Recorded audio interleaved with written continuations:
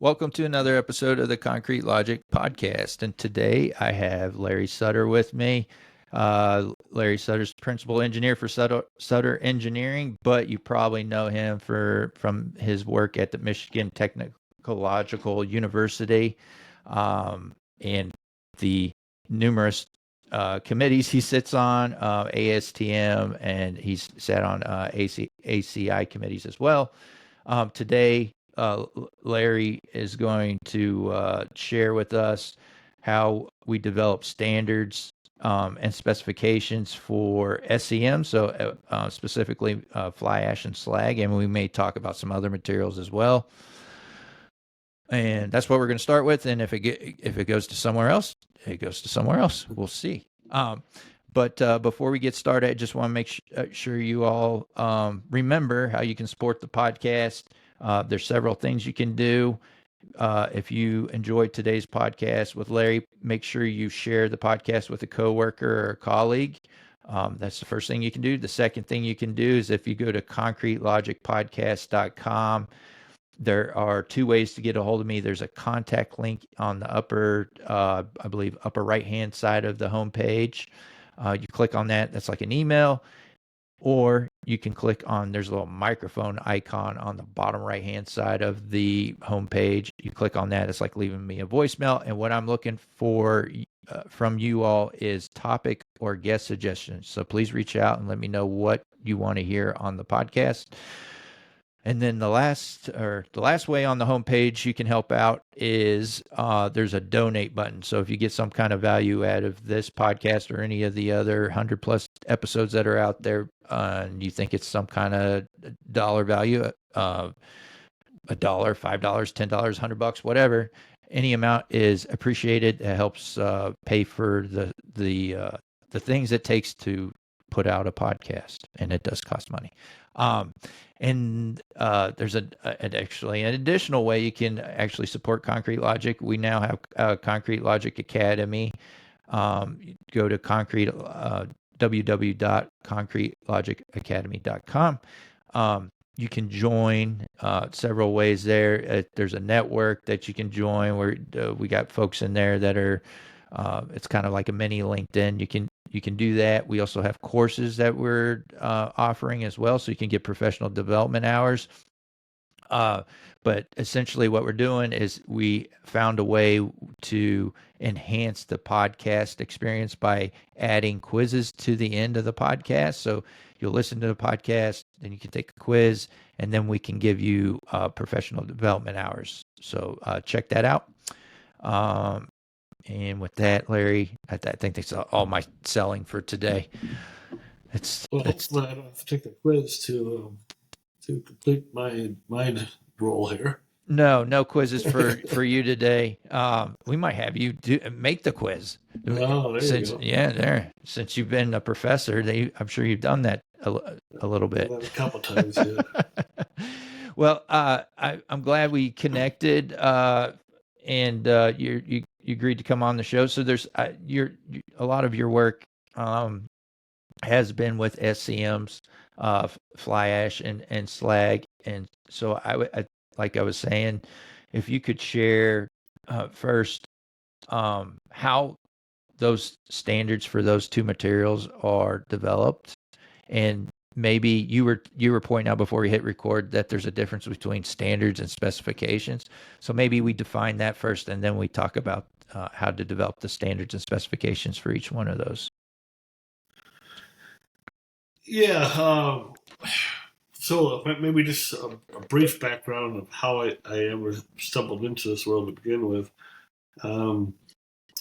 My work previously had been in the area of concrete durability, and anyone who has studied concrete durability in the literature or in their own experimentation has most likely learned that if you want to improve concrete durability, and concrete already is a very durable material, but if you want to improve that durability, the easiest way to do that is through the use of SCMs. The other thing that most people have probably discovered working with SCMs is variability in properties. You don't always get the same result necessarily, and this whole issue really drove me towards the area of testing and specifications of these materials. I got involved with ASTM. I don't know how long ago it was, probably 25 years ago. And after the first couple of meetings, I started attending the SCM subcommittee meeting and really getting more involved in what they're talking about, because it resonated with me with regards to the other work I'd already been doing in concrete durability, that there was actually something here of value to be attained. There was improvements that could be made in the tests and in the specifications, and so I guess I saw an opportunity or a need, however you want to look at it, to try to contribute in that area. So that's how I got there. As we were talking at the beginning, and I'm guilty of this. I do it, but I try not to do it. The term standard gets tossed around very loosely, and right now we have a lot of people coming into our industry who are not necessarily concrete people, who are looking to improve concrete, particularly the carbon footprint of concrete. And you hear this word used a lot, and they use standard and specification interchangeably. Standard is simply a document that has been developed under a consensus process, a document that we all agree on. And consensus doesn't mean that it's the best, it means it's the lowest common denominator. We've reached something we all can agree on. A standard could be a specification for a material, it could be a test method, it could be a practice, it could be a guide, it could be a lot of different things. But a standard basically is a document that we as an industry have all agreed upon. It's been developed in a consensus process where we've had representation from all aspects, all stakeholders, and we've reached agreement on what that document should say, and we call it a standard. And ASTM is the principal developer, the source of standards in the U.S. for the construction industry. The other major source of standards is AASHTO, American Association of State Highway Transportation Officials. Those standards are primarily used in transportation construction, but between those two, they cover probably 95, if not more, of the national standards. There clearly are specifications and test methods developed locally at the DOT level or even at lower levels. You can argue whether those are or not standards. I think it depends on how they're developed. But a standard is generally accepted, is a document that is accepted by anyone who's subscribing to it as being, we're in agreement that is the document we're going to work from. A specification is another term that gets misused a lot, or I shouldn't say gets misused, it gets misunderstood. And I think probably my colleagues in academia are as more guilty of this than anyone. That is thinking that a specification is going to be a textbook, or it's going to be a research paper, or it's going to be something that's going to provide some sort of source of enlightenment to the user on how to use that material. And it's not. A specification is the basis of a contract between the buyer and the seller. Mm-hmm. A specification tells the buyer what to expect or how to measure that material. And then the specification tells the producer what they have to do to produce that material. And therein lies the issue of variability. When we start talking about variability in materials and performance of materials, the question always comes back to, are we measuring the right things in our specifications? Are we measuring the right properties? And if we are measuring the right properties, are we setting limits or boundaries on those properties that are both attainable by the producer and make sense to the user from a standpoint of how the concrete's going to vary as that property varies. So that's really the challenge of writing specifications, is trying to understand that it's not a scientific paper, but at the same time you need to base what you're doing on science. You need to have test methods that are agreed upon, hence their standard test methods. Those test methods have to have known precision and bias, so we can understand what the variability is in the result. And we set limits on certain properties, and we set limits on properties that matter, And we don't set limits on properties that don't matter. We still may measure them because they might be of interest, but we don't set a limit on things that don't matter. And you put all that in a bag and shake it up and dump it out on the table, and that's the makings of a specification. Uh-huh. So can we talk a little bit about, I guess, the standards for? Well, we could start with fly ash. Um, I guess there's on previous podcasts we talk about class F fly ash, and I guess that's the dominant material right now. Is that true? Fly ash is still the predominant material we're using as an SCM in concrete. Mm-hmm. I assume your listeners know the term SCM. It stands for supplementary cementitious material, Mm-hmm. which means we use it as either a replacement or in addition to the cement component of the concrete, typically Portland cement, but not necessarily Portland cement. So fly ash is, probably 2/3 from the numbers I've seen recently, probably 2/3 of the total SCM use still in the United States is fly ash. Fly ash is a very interesting material. I believe it was 1937 that Davis published the seminal paper on fly ash use in concrete. And if you go back and read that paper, pretty much anything you need to know about fly ash, they covered in that paper. I don't think there's been a lot new developed. I mean, there's been some new developed, obviously, but that paper was just amazing in how comprehensive it was. The first specification for fly ash, to my knowledge, was ASTM T350, which was published in 1954. And there, when you look at those two documents, Davis's paper, which was very scientific and in depth and rigorous, and you look at the specification, you start to see certainly the difference between what a specification and the scientific paper is, but also the role of a specification or the perceived role of a specification in industry. When T350 was written, fly ash was treated as sand. It wasn't considered part of the cementitious material in concrete. And there's a lot of reasons why that probably was the case. And most of them are economic or market driven. They're not driven by science. Mm-hmm. And conversely, as a result, the specification for fly ash evolved from that standpoint. And we're using it not as a cement replacement, but as a sand replacement or as an addition to sand. Fly ash was inexpensive when it first came out, so although it was used as a sand replacement, people learned pretty quickly to use it to replace cement. And before long, we stumbled over the fact that it actually improved the durability of concrete. And that started us down the path, nearly 100 years ago of fly ash use. And fly ash is abundant. It's been used. It's been, coal-fired power was our mainstay up until 10 years ago, 15 years ago. And so it was always there. It was inexpensive. It worked. And it just grew and just took over the market. The standard currently, C618, ASTM C618, Asheville M295 are the specifications for fly ash. And they still have elements in those documents that date back to 1954. You can still find verbiage, you can still find tests, you can still find the limits that were set back when we didn't even really know how to use the material.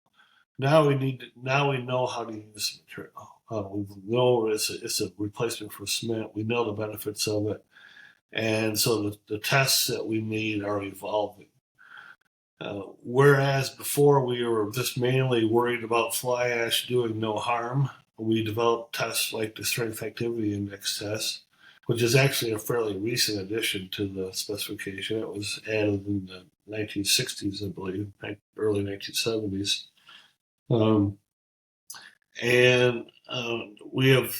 We used that for many years as a way of trying to measure strength contribution. And what we know from research and from experience is that in many cases, it doesn't tell us anything about strength contribution. And so you started by talking about Class F ash in particular. Class F ash is a very slowly reacting material, and you get strength at a much later time period in the concrete life. And so the strength activity index, we're measuring strength contribution in 7 days. Basically, we're looking for it to do no harm in that test. And if we let that test run out longer, we can maybe see the contribution. But who wants to wait 28 or 56 days for a test result? Not too many people. So the whole issue of measuring the reactivity of the material has emerged, and new tests have been developed. ASTM has developed a new test method based on research that was done in Europe under the RILEM program, and those are referred to as the R3 tests for measuring the reactivity material. They measure the heat evolution from the reaction of the material, or else they measure the amount of water bound in the chemical reaction with the material, and it's called the bound water test. And this is an emerging test now that's been standardized. It is a standard test. And is now we're starting to inch it into our specifications, trying to figure out how to use it in our specifications. And there's many challenges to that. I mean, number one is what are the limits and what do they mean? But then number two is, even if we can decide on what the limits are and what they mean, as a user, what do you do with it? Mm-hmm. So if I tell you that I have a bound water content of 5 grams per 100 grams of cementitious material, a ready-mix producer is going to go, so what do I do with that number? So it comes back to trial batching, beginning experience for the material, understanding how the material works, and then going back to your other point you made earlier, the consistency. And it comes back to the point of, if the number 5 works for me and I get the ready with my mixed design, I can get the performance I'm looking for, then how consistent is that number 5? And what kind of variability is going to make a difference? Is a 4 going to be a problem? Can I go down to 3? What kind of variability in that number, whatever that number is, can I tolerate? And what does it mean if it varies? That comes from experience on the user end. And we can't necessarily look at our specifications to provide that answer. We have to rely to some extent on the user, to a great extent, on the user community to become familiar with these tests and these materials and understand how to use them. And as we evolve new specifications, this is the biggest challenge, trying to go away from something we've done for 100 years towards something new that is completely different, that we don't really necessarily have the experience with, and trying to figure out how to make concrete with it. Yeah. I just wanted to back up to your comment.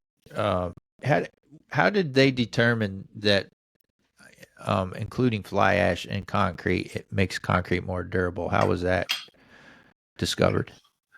Um, that was some other work that followed on from, well, I guess we need to kind of qualify that. The first thing that was discovered was that fly ash was a way to mitigate alkali silica reactivity.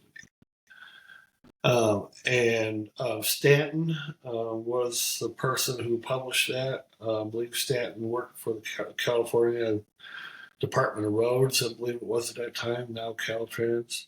They had ASR issues with bridges, and through research, he determined that adding fly ash would mitigate the ASR problem. And that was really the first thing we realized. And so I kind of made a offhand comment about, Davis's paper pretty much told us everything, and to a great extent it did. But what we have really spent a lot of time on since then is understanding the mechanisms of how does fly ash improve durability, Yeah. and how does fly ash mitigate ASR. And what we've learned is that there's some chemical reactions that help mitigate ASR specifically, but there's some general reactions where the fly ash, or the SCM, I don't want to just focus on fly, SCMs in general, reduce the permeability of the concrete. And back to my professor days, I always tell the students that, any bad thing that happens to concrete involves water. So if you can keep the water out of concrete, you can go a long ways towards improving the durability. And that's what SCMs do for us, is they reduce the permeability of concrete. So water cannot ingress. And that just pretty much shuts down every bad thing that can happen, whether it's sulfate attack, whether it's de-icer attack, whether it's ASR. Removing that water is a big thing. And understanding the permeability impacts of SCMs on permeability is that, in my opinion, is at the heart of really understanding how SCMs contribute.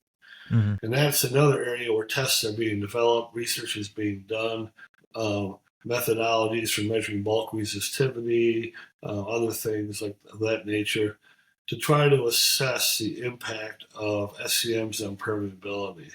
It's really the key thing I think we've learned beyond what Stanton told us, and he touched on permeability in his work, but the past 50 years we've really come to a much better understanding of how that happens and why that happens and how to use materials to achieve that.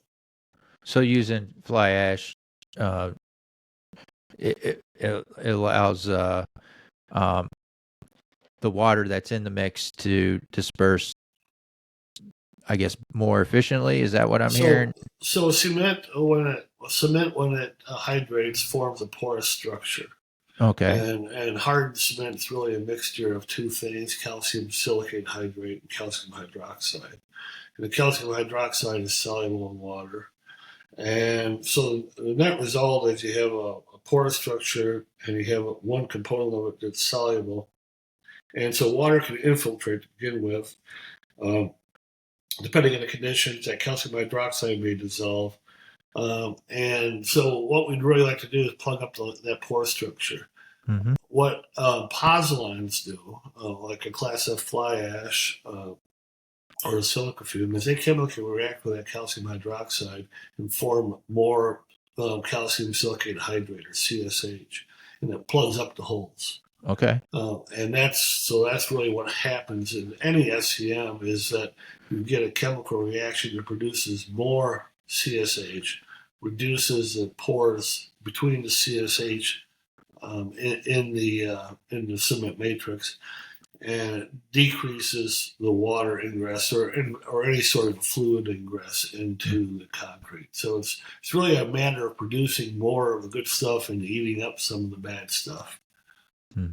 Okay. Understand that.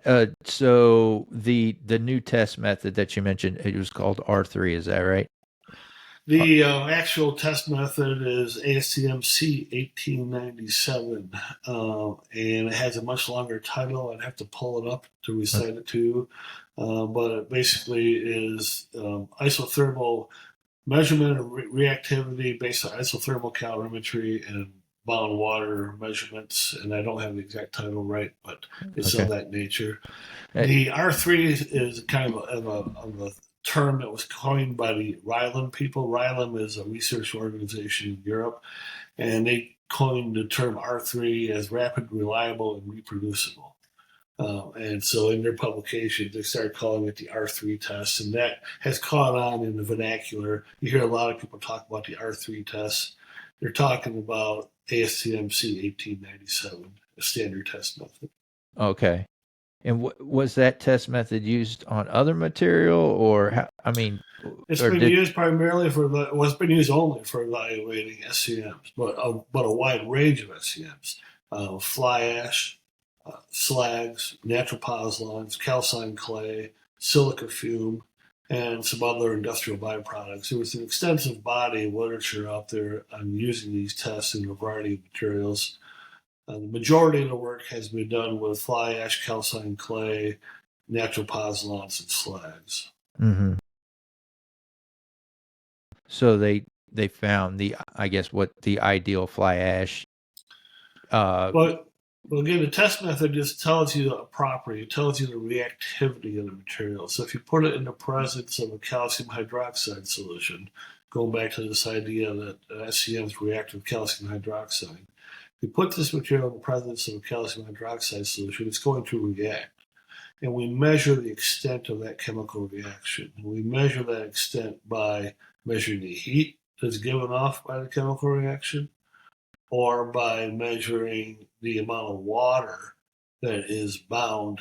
So this calcium silicate hydrate I mentioned is calcium, silicon, and water combined to make a mineral. And so if you're going to take calcium and silicon and water and make a mineral from a solution, the water is going to disappear. The water is going to get bound up in solids. And that's what we measure when we measure the bound water. How much water from the solution that you put into the test was consumed making a new solid. Okay.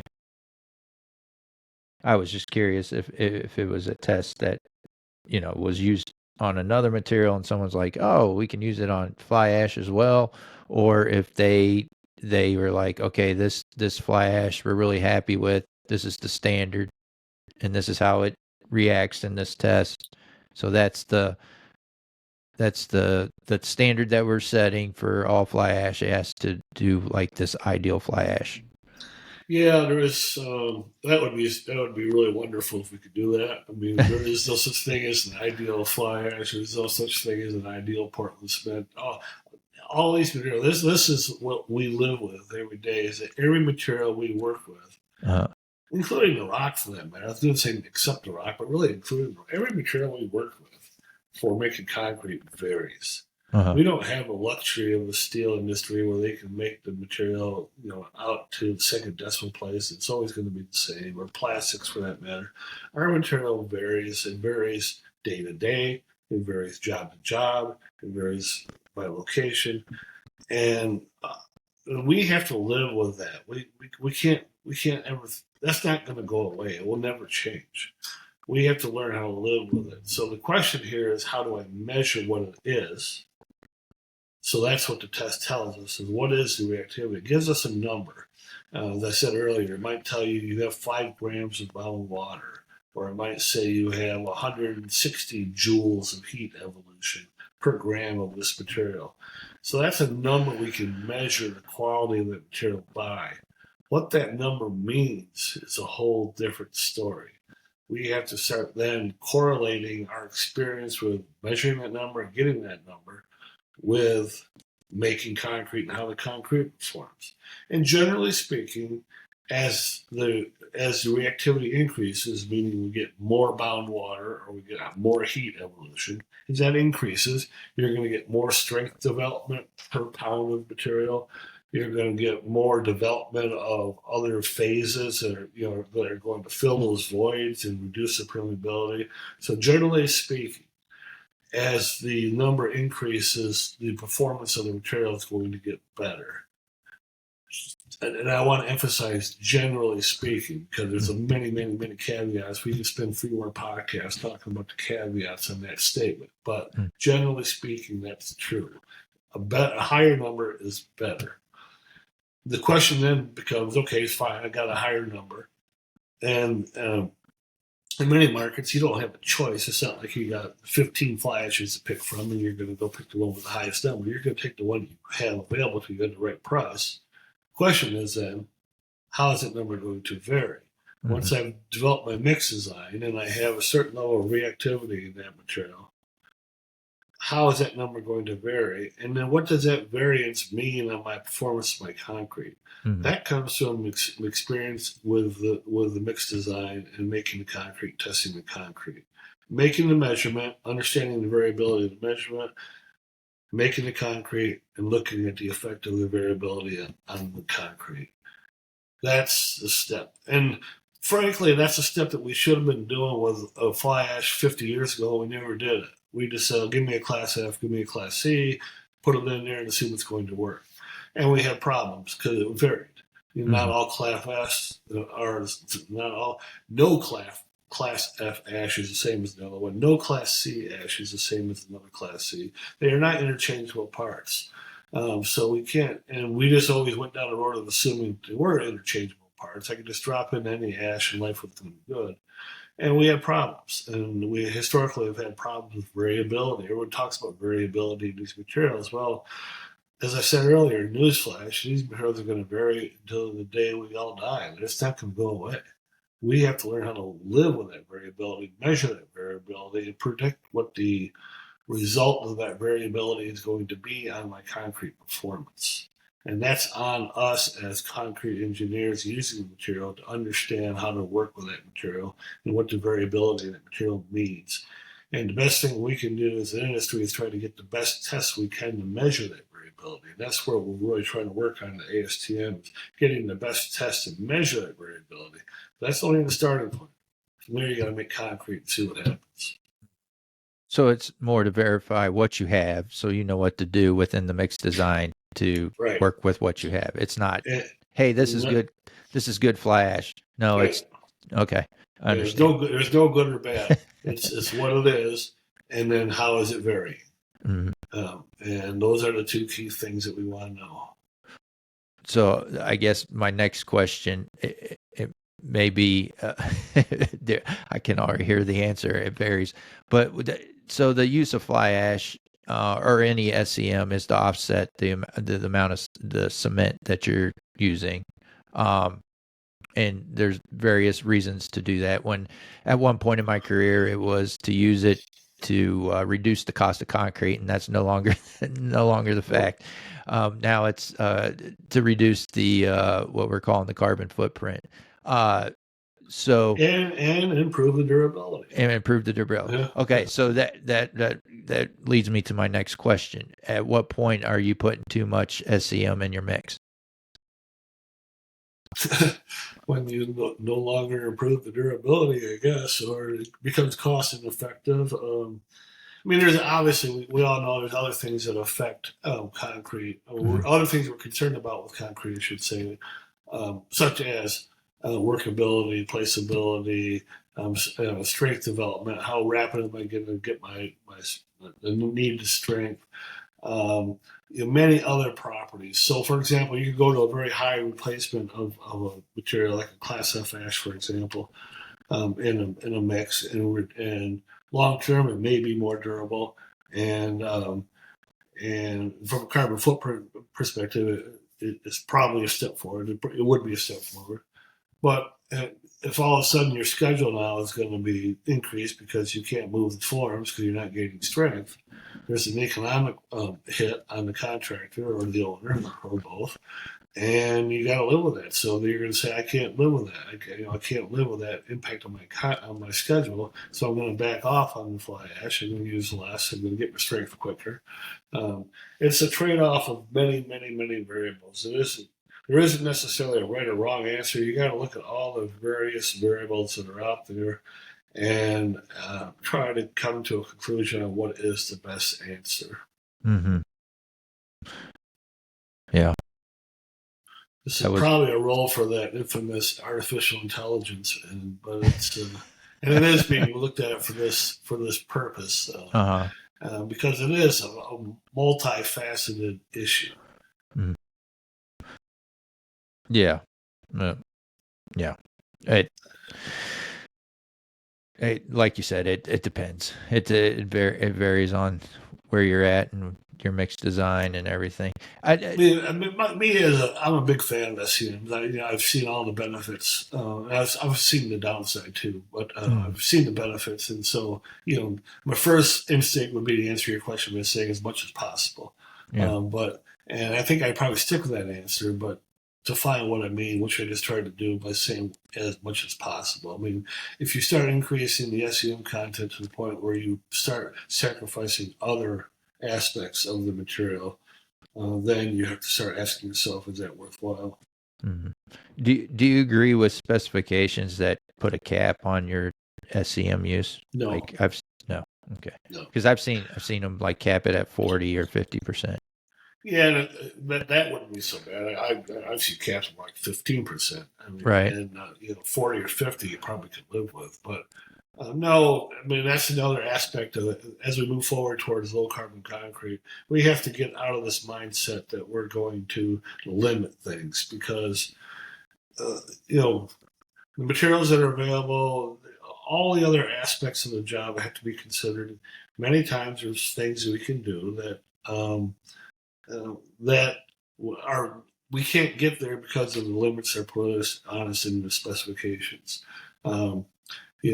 Minimum cement contents, for example, and then like you say, maximum SCM contents. You just restrict the ready mix producer or the concrete producer in terms of what they can actually do, and many cases, the limits are not a hindrance, but in many cases, the limits are a hindrance. It just ties their hands and limits how many options they have to try to achieve the other aspects of the project, which may be carbon reduction, which may be rapid construction, or a number of different things. Yeah. So if I was to guess, you're a fan of performance specifications versus prescriptive. We had Colin Lobo on the podcast recently. We did a whole podcast on performance versus Yeah. prescriptive. I think everyone's in favor of performance-based specifications until you get to the point of trying to define what performance means. Then all of a sudden you have an issue of maybe a lack of a meeting of the minds in some cases. So measuring performance, where do you measure it? How do you measure it? What is it? These are all things that have to be defined. I mean, without a doubt, performance specifications are the way to go. And it's something, again, you hear a lot of people who are coming to our industry trying to achieve carbon reduction who don't know our industry. They start throwing this out as if it's a very simple solution, and it's far from a simple solution. It's something that's been talked about for as long as I've been in the industry. And it's not easy to achieve because we don't know what it is, how to measure it, where to measure it. And so there's many, many aspects to it. But anything we can do to move towards measuring performance and move away from a prescription, in my opinion, is a good thing if we can achieve it. The question is, what is it and how do we do it? Yeah. In your work with SCMs and the effort of carbon neutrality, has anyone raised a question about the carbon footprint of producing a fly ash or a slag during its production? Well, yes. And again, that's probably a whole nother podcast. And so we're in this world now living with EPDs, environmental product declarations for materials. The environmental product declaration for any given material is based upon a product category rule, PCR. And that product category rule draws the boundaries around where we measure energy and other inputs and where we don't measure those. Right. And you can argue over what the PCR is or isn't, but the PCRs are defined for SCMs, and that's how we measure the energy input. It's a very controversial issue. I think there are some, particularly on the power production side of the business, who would like to see maybe more of the environmental impact of coal combustion assigned to the fly ash and not to the production of power. Whereas those of us on the concrete side are using this material say, well, it's a waste material. If we weren't here helping you take it away, not only would you you wouldn't have any option. It'd just be increasing your carbon footprint because you'd be wasting this material. So we're doing you a favor. And that's euphemistically saying it. But the point is, drawing that boundary is never simple. And it's something that I hopefully won't ever be involved with. I just live with it. Someone else defines it. And I'm not going to throw any stones at it. The PCRs and EPDs are what they are. It's people who spend their life understanding how to do this and what's right, what's wrong, and I'm just going to use them and just make concrete. Right. Well, I appreciate you using the term energy use versus the carbon footprint. I can get on board with that versus that's where the carbon footprint comes from. Obviously, it's from the energy use. Well, it's obvious to folks like you, but I don't think it's obvious to everyone out there. No, that's probably true. Yeah. Well, this was great, Larry. I appreciate it. I think we covered a lot today, and if you hopefully you liked doing this, and we'll bring you back on. We can talk about those other things that you said you can make 3 podcasts out of. I'll keep you that. Well, yeah, there's a lot of depth to this area. Yeah, I'll just say one other thing while we're talking about specifications is sure. ASCM, we are developing what we're referring to as a performance-based specification for SCMs. And it's really, the intent of this was really to deal with the emerging materials. We've talked, pretty much exclusively about fly ash, and we've hinted at slags and other materials, natural pozzolans, and they're there and they're very important, and their uses of steady or increasing. But there's also a lot of emerging materials coming out, Mm-hmm. and if we go back historically, we can do what we did, which is define a spec for fly ash, define a spec for slag, define a spec for silica fume, and then end up with a book full of specifications. Or we can just take a step back and say what you said earlier is performance. What we really want to know in the end is how is this material going to perform? We want to measure key factors such as reactivity, and we want to understand the variability in those. So that's really kind of the philosophy behind this specification we're developing for SCMs, is to measure the key things, limit a few of them, and report the rest, and give the concrete producer the information they need to start engineering concrete using these new materials. It's going to be a paradigm change, and everyone involved understands that. But we have to take the first step somewhere, and we're very close to having that specification done. When it is done, in theory, that one specification could be used to specify any SEM. Mm. In practice, it's going to be used for the emerging materials. Maybe with time, the existing materials like fly ash and slag and so on will migrate to that same specification. But we're trying to move down that road of measuring performance and reporting it and giving the concrete producer information to make informed decisions on how they design the material. So that standard is under development, and hopefully within the next 6 months, it's going to be developed and approved and moved towards publication. Cool. Well, we'll look forward to that, and it'll be something else for us to discuss on the podcast.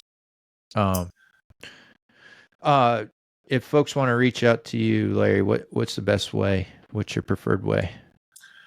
Email is the easiest.